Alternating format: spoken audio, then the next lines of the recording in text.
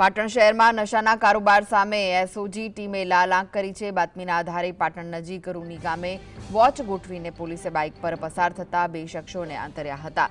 તપાસ દરમિયાન સીતાપુરથી લાવવામાં આવતો 3 કિલો અને 4 ગ્રામ ગાંજો મળી આવ્યો હતો। પકડાયેલા આરોપીઓની ઓળખ જિગ્નેશ રજનીકાંત પરમાર અને નરેશ સવજીભાઈ સોલંકી તરીકે થઈ છે। પોલીસે 1.50 લાખની કિંમતનો ગાંજો, બાઇક અને અન્ય ચીજવસ્તુઓ મળી કુલ 2.35 લાખનો મુદ્દામાલ જપ્ત કર્યો। બંને આરોપીઓની ધરપકડ કરી વધુ તપાસ માટે તેમને બાલીસણા પોલીસને સોંપવામાં આવ્યા। આ સફળ કામગીરીથી ડ્રગ્સ માફિયાઓમાં ફફડાટ વ્યાપી ગયો છે। તો આ વિશે વધુ માહિતી માટે જોડાઈ ગયા છે સંવાદદાતા અલ્કેશ। અલ્કેશ, શું છે વધુ વિગતો આ સમગ્ર મામલે?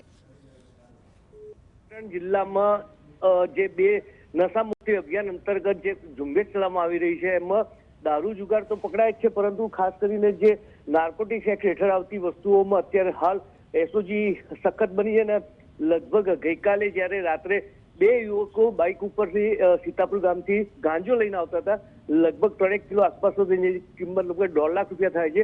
એ બારીસણા નજીક આવતા એ લોકોને ઝડપી પડાવે એમની પાસેથી કુલ 2 લાખ અંદાજિત મુદ્દામાલ જપ્ત કરવામાં આવે છે। આમ ગાંજાનું વાવેતરની સાથે સાથે ગાંજાનું વેચાણ પણ પાટણ જિલ્લામાં વધી ગયું છે।